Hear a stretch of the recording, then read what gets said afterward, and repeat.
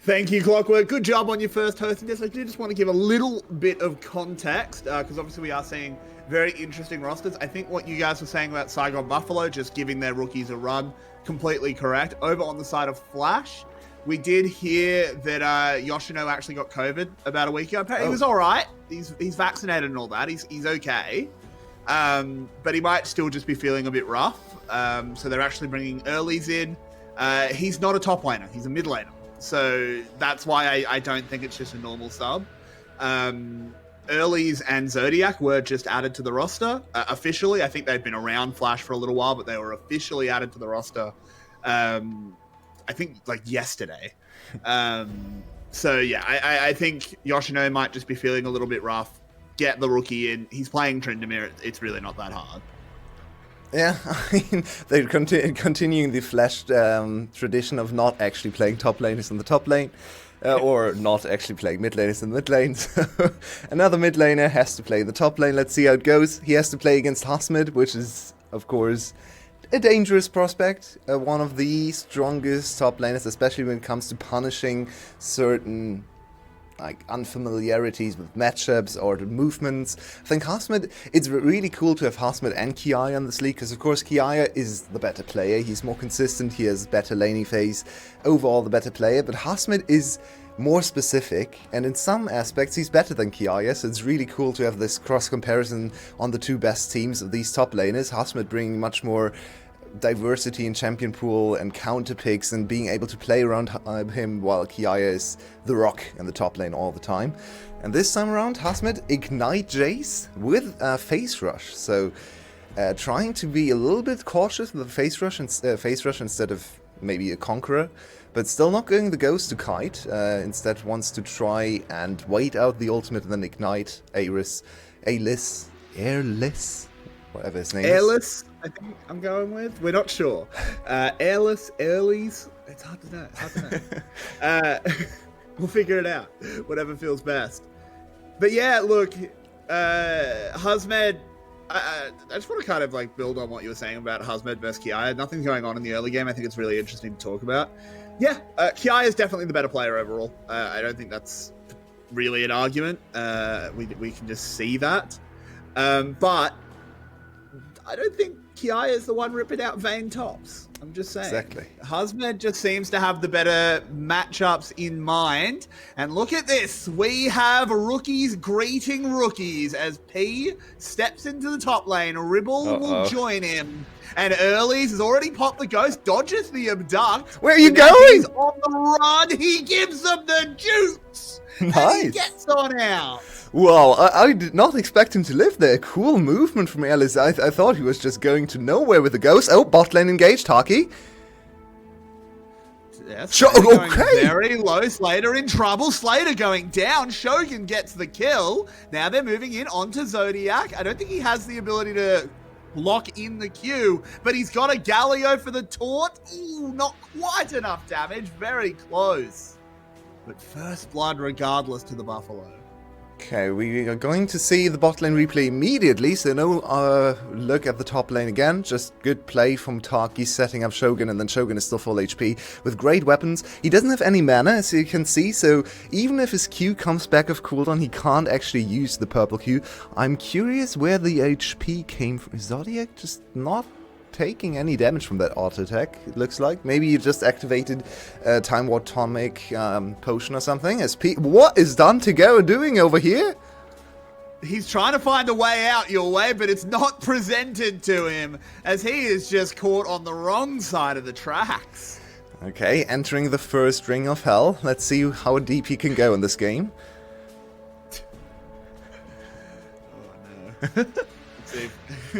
Maybe if we're lucky, we'll get, Dante's Purgatorium, but or Purgatorio. Let me get my Italian right. I don't know though. This is a bad start. Flash down 2 kills, down 1,000 gold. And actually, I want to talk about this active start from P and Dribble. To me, if you turn off the nameplates and tell me this is an SGB game, I just tell you, okay, this is standard Froggy and Bean J stuff. Yep. Just playing around Hasmid, first dive from the top lane, crashing the wave in, and immediately going there to reinforce and put pressure on the top lane. This is so standard for a Ren team, for Saigon Buffalo, that it doesn't even look like the rookies are the rookies. So they have definitely looked at the gameplay, and Ren has taught them well what to do in the early game. We always talk about this, I know sometimes even a little bit too much, maybe the two of us, about how well Saigon Buffalo plays with setup plays, with planned plays in the early game. But it's good to see it still works with rookies, right? Maybe the execution is gonna falter here and there, but here we go again. Taki surfs on in. I don't know if that's what you wanted to do there, Zodiac. Get yourself taunted. You go down with your ADC. The kills both going over to Rebel. They double their kills. Oh, beautiful. It's just perfection. So well executed. Everything is planned from the start, and you just have to put the finishing touches on the execution. Sometimes execution is what matters the most, but in this case, if it's such an easy play, every solo queue player and challenger can execute this one. And Saigon Buffalo off to a flying start, 11.4k to 8.7k in gold. And Rebel is not done yet. 3-0 already. Hasmut gets a solo kill. This game is going downhill quickly. Yeah, welcome to the big leagues, Airless. Welcome to the big leagues, Zodiac. It's not a very nice introduction, though, of course, SGV doing their best to make sure that their rookies are having a lovely time. Okay, this is just, yeah, he's level 5. You just die. Well, there's an Ignite on Hasmut. I actually really like to see or inspect all these top lane counter matchups, because a lot of top laners just go ghost into the Trindamere and try to kite him. More often than not, actually I see it failing, especially with things like the Graves. We have really seen a decline on Graves picks, because I think people are wary of the Graves into Trindamere matchup. But the Jace is so interesting, because Jace doesn't strike you as a good champion into Trindamere, right? Because he's squishy. If Trindamere hits the 6 and just runs him down, what can Jace do? But it seems like the Jace players really know how to poke down the Trindamere low enough that Trindamere never actually has the opportunity to kill him. And with the Ignite, it poses an extra threat and puts a timer on the Trindamere ultimate execution. Because if you overextend and don't kill the Jace, Jace just turns around, ignites you, and suddenly you die. Very nicely done from Hasmut again, and now it's a 5-0 lead. Oh, and they're back in the bot lane. The Cataclysm is there. Zodiac tries to flash away, but it's not his year. He goes down. And this bot lane is such a good example of why SGB is suddenly also back on top. That bot lane has been struggling in the first few weeks, but Shogun and Taki have really come together in the past few weeks. Okay, there was the Senna game, we don't talk about the Senna game, but all the other games, they've gotten so much better. And Taki especially, this is a prime example of why Taki is such a respected player, can play absolutely everything, makes all the stuff happen. What did Zodiac just do? Zodiac's having a really rough game. Zodiac is having a really rough game. So far, it's a perfect game. We have the new scoreboard, so we can discuss the perfect game argument again, but maybe... No, Herald, there was always the discussion that Herald didn't count, but that's moot now because it's on the scoreboard. It is on the scoreboard. I've always said if it's on the scoreboard, it's not a perfect game anymore. Unfortunately, Saigon Buffalo will not take a perfect game. Plates don't count. I don't know, people who think plates count for a perfect game are insane. Agreed. I'm still of the opinion that Rift Herald doesn't really count if you don't make it count. It's true, but the scoreboard could update it, so I'm not entirely sure. We shouldn't actually spend too much time on that, as SGB is setting up for another dive. And what is Flash going to do to answer this? At the moment, they're just looking on and crying a little bit because the tower is already down at 9 minutes. They're bringing No-Go down, well timed as the wave gets cleared out. But, I still, yeah, I mean they deny the tower for now, but it's still set up that they pretty much get first tower whenever they want. I don't think there's anywhere. Oh no, Dante. He's been caught. There's a Xin Zhao ultimate being used to buy some time. Galio coming in. Ribble will actually be the one to go down. He stole the Xin ult, so no chase from Ares. And now Taki. in some trouble. Taki, ugly Flash there. He's caught out. He goes down and Flash fight back. And with that, all the discussions over perfect games are mute anyway, because Team Flash gets 2 kills back. If you look at this, it's ridiculous. Flash is still 3k gold behind in 10 minutes, after getting 2 shutdown kills on Ribble and Taki. And this is the power of Xin Zhao, and Ari even following up nicely as well. Nogo not able to dodge the ultimate from Taki, but it doesn't really matter too much. But yeah, that's just Xin Zhao buying so much time with his ultimate. And yeah, Taki. He played well for the first 10 minutes of the game. It's okay to make one misstep. It's alright. He probably dies anyway there, because so many people have surrounded him. Don't use the flash next time to flash onto the chompers. It's not the greatest decision ever. As Taki is on the aggressive immediately again. Of course he is. There's the Ophelio assault coming out, and he's just pausing on, hello, I used a flamethrower ult, it didn't one-shot. Referees, hello? I'm playing 200 years. Why have I not got kills? Hello? So, just looking at the game, he probably thought he had switched his weapons, because that ult makes no sense whatsoever in blue. And he had purple as the second gun, so he definitely wanted to set up the purple gun ultimate into chase down. So it's probably just an immediate pause, because he thought he'd changed his weapons. Let's see what comes of this. Didn't really look like a bug to me, but maybe something else was going on as well. We can take a step back and discuss this early game, but I mean, that's a lightning fast pause. If that's what it is. That's true. That was lightning fast. I think it might have been something else. We don't know. Hopefully, it gets sorted out soon enough. But yeah, we have lots of things to talk about so far. One set of rookies is looking better than the other. What do you think of the SGB rookies so far? It's only, very little footage. We are heading back in the game, though. And the tower's gone down, unsurprisingly. So in the end, they probably just... Oh, Husband. That was risky, but good to see the Husband makes it back. Airless can potentially even take the whole tower. It's Tryndamere. Tryndamere's damage against towers is not okay, as all melee AD champions. As someone dies on the other... Oh, no, it's just Dragon going down. That's Dragon. Okay. But Ataki is here to cover, so the tower should stay... No. I'm not entirely sure, but Alice needs to be careful because the bot lane is approaching. In the end, it's more gold and dragging over to Saigon Buffaloes. Flash has stabilized a little bit, but honestly, if I look at this game, who's going to carry? Nogo is in a decent position as Taki's caught out. Yeah, they just want to try and take this fight. They've got a level advantage. They've got the Tryndamere as he moves on forward, but he's just getting kited. They find nothing from this, and now they need to be careful. Ooh, spicy little Gale Force, but not quite enough damage there out of Shogun. But now no Gale Force on Shogun. Can Nogo find the angle? Not quite strong enough there. So I think this definitely has to come from Nogo in the next few minutes, together with Dante maybe trying to accelerate this game and give Slade a little bit more time to get more gold, more to scale up to 2-3 items. Shogun with a huge advantage in the gold department because he started Cull, actually complete disrespect for the enemy bot lane. Cull, and they got a solo kill, so this is the bot diff if I've ever seen one. And then he also got all the platings. The Zodiac needs to be very cautious.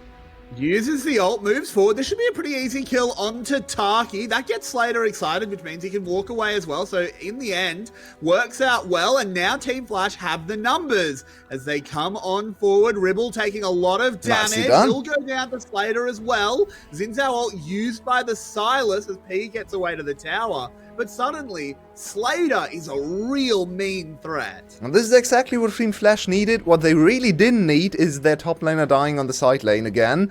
PE, this might be a bridge too far. Whoa, it might be. They do pick up one kill. They have a Galio coming in. That's just an excellent little assassination. We are going at lightning speed here. Kill after kill, play after play. But in the meantime, the bot laners, the top laners in the bot lane meeting again. And Hasmut just took him out a turret after taking a solo kill. So the gold is snowballing in SGB's direction even more than before. Though it's only the top laners, so if they are out of the equation, maybe Slater can actually stand up to Shogun in terms of damage output. Now he got 2 kills and the tower gold. So this Jinx is finally in a position where there's some hope in team fights. Yeah, for sure there is. And let's have a look at this solo kill. Well, wonder what happened here. Well, Airless Hazmed beat him to death. Ellis also used his flash in top lane, trying to chase down the kill desperately, in need of some gold, and then he didn't have the flash to get away from Hazmed there. No ultimate either, apparently, or maybe he just refused to use it because he was dead anyway. It wasn't up. Yeah. It wasn't up. So Airless in a really bad position. We've seen Tryndamere from behind. They're not great because they can't win side lanes and they can't teamfight either. So let's see if he can ever get back to a stage where he can threaten a kill on Hazmed. Of course, Tryndamere also a champion that doesn't really need to be ahead the whole game to be able to kill you, because at some point, when he has 100% crit, or even 80% crit, and his ultimate, he can probably still kill the Jace, even if Jace is 2-3k gold ahead. But for now, the Tryndamere is kinda useless, and all the team fights should be easy for Saigon Buffalo. Yeah, there is an interesting little interaction I want to talk about with Tryndamere, but first we'll cover this Rift Herald, as Taki moving in takes a lot of damage. I think Saigon Buffalo should probably just give this one up. They try and go for a steal with the Jace, don't quite do it. There's a charm going in onto Hazmed. He immediately has to flash out. It's an immediate explosion of damage. 2 members of Flash just deleted from existence. The rest will be able to retreat though. And if you look at the setup of this fight, it was really unfortunate for Flash, because they thought P wasn't there. And they looked at all the members for Saigon Buffalo and thought, okay, this is our opportunity to finally get a fight in our direction, because the enemy mid lane is not there. But the second they engaged, P showed up, and suddenly it's a 5v5. And you already lose 5v5s, definitely, because we discussed the Tryndamere, we discussed the gold lead.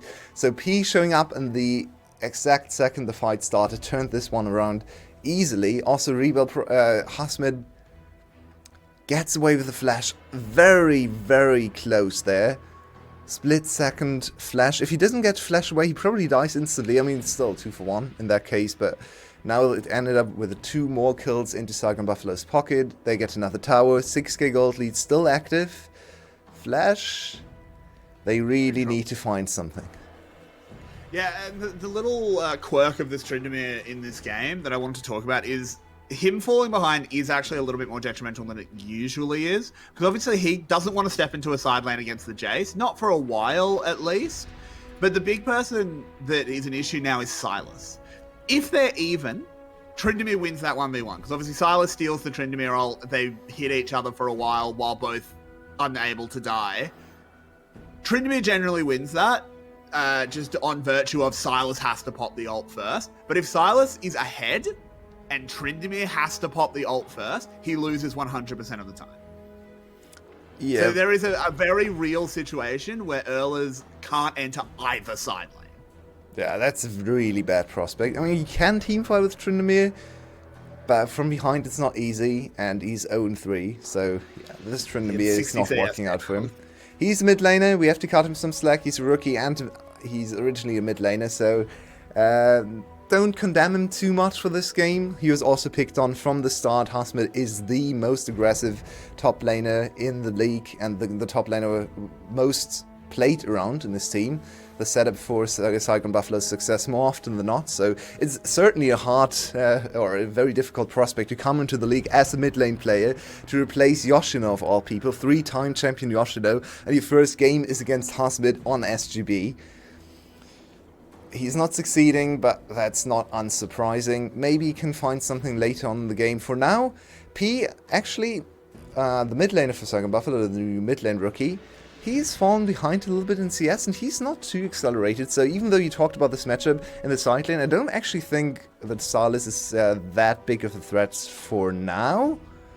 This might be... Speaking of it though, they're going in onto no-go, has to use the stopwatch. The Cataclysm comes in to guarantee the kill. Not the cleanest dive we've ever seen, but it works out. Yep, a kill over to Rebull again. Rebull, the most active member. Oh, there's the Taki ult. Now they go on to Hazmed. Taki's going to come in, but it's only going to be the Tryndamere tanking the tower. He's got plenty of time to find his way out. So they pick up the kill onto the Jace. Now they're going to try and evacuate, but P is coming in. Has the Spirit Rush locked and loaded. There's the snipe coming in from the Calibrum as well. Perfect stuff into that Aphelios. Dante will be the next to fall, and Team Flash have been utterly dismantled. Man, and Shogun is playing out of his mind this game. Yeah, okay, there was the one ultimate in the bot lane that wasn't too great, but everything else, his positioning, his weapon choice, his accuracy on all the skill shots, So well done. And again, he gets a free kill there. Yep, Aphelios. That was bold. I mean, he had red and white in his backhand, so nothing really the enemy team can do. They probably die to him. He has flash and heal available as well, so he knew he was super strong there. Yeah, I'm impressed with Shogun, and the last few weeks I've been very impressed with this bot laner, and they need this bot laner to be impressive, because one of the biggest disadvantages coming into the Cerberus and the Gum matchup, I don't think we really have to focus too much on this replay again, is the bot lane. And especially with Gum's bot lane looking amazing this season, SGB's bot lane has to step up and actually be on even footing for the solo laners to be able to carry. And so far, Shogun doing a good job in the last few weeks. Not so much on Senna, but at least on Aphelios, so one of my two favorite ADCs. And honestly, what a glow up in general for VCS ADCs this split. It's always been a weak role. It's been pretty average outside of course, Artemis.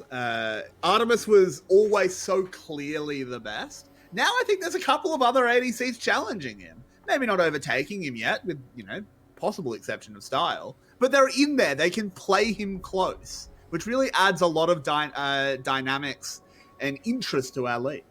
Yeah, I think the role has gotten better gradually. It's not just this year. Last year already, we had some really good new rookies that were also willing to experiment. Ariety still comes to mind. Celebrity is still in the league. We have Slater now coming back. If he gets back to form, we have Artemis, Slater, Shogun style. So many good ADCs. It's now actually one of the strongest roles, I'd say. And of course, a little bit of that is meta as well. A lot of attention and agency in the ADC role right now, because it's super strong late game hyper carries, and then also lane stompers like Xayah and Kai'Sa with a weird build. So certainly a good meta to look good on ADCs, but they're also performing on the Rift. What I'm missing a little bit is the hyper carry late game team fighting team like Cerberus and Winter, but maybe you don't need that here in the VCS, as we have the Drag Baron being approached. Team Flash, if they steal away the Baron, that's an objective shutdown, so all eyes on Dante. Yeah, he is getting chunked out, though. Zoned for now. He goes into the pit, tries to steal it away, but immediately he is killed. That will be Baron claimed by SGB as they try and chase down. Erlis is low, has already used the Undying Rage, pulled the trigger on that one early. He will fall. It's Baron and 2 kills, and everything's coming up, Buffalo.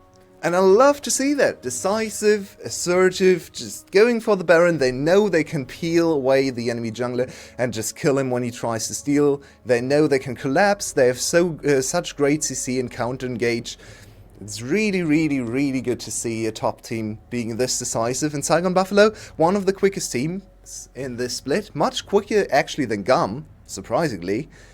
Also one of the most aggressive teams, but this is exactly what we want to see from this team. And you have to consider, mid and jungle are 2 rookies. I'm still maintaining that you can't really see the difference, which is so impressive, because BJ is right now leading MVP points together with Artemis. Froggy has had a great split, and P and Rebel have just slotted in seamlessly. Yeah, it's a real credit to the coaching staff of Saigon Buffalo that they know what they're good at. They know where they fit, and you can swap out the pieces, but the car still runs.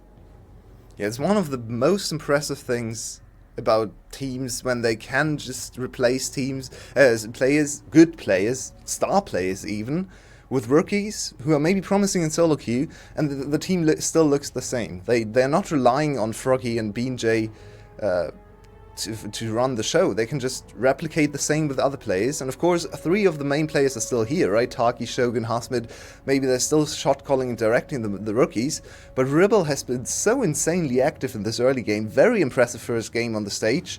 So I'd certainly credit him with some of the shot calling and opportunities he has found and created in the early game.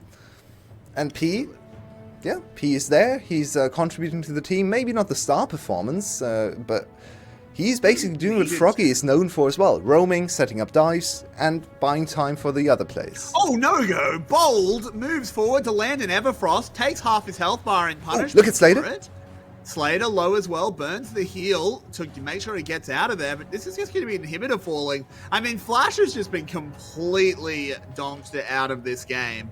No chance whatsoever. Basically, from minute one, Dante now will be the next target. Uses the present guard to keep himself safe as Husband continues to rain artillery in. They go over onto Shogun, but it's red-white. You can't fight.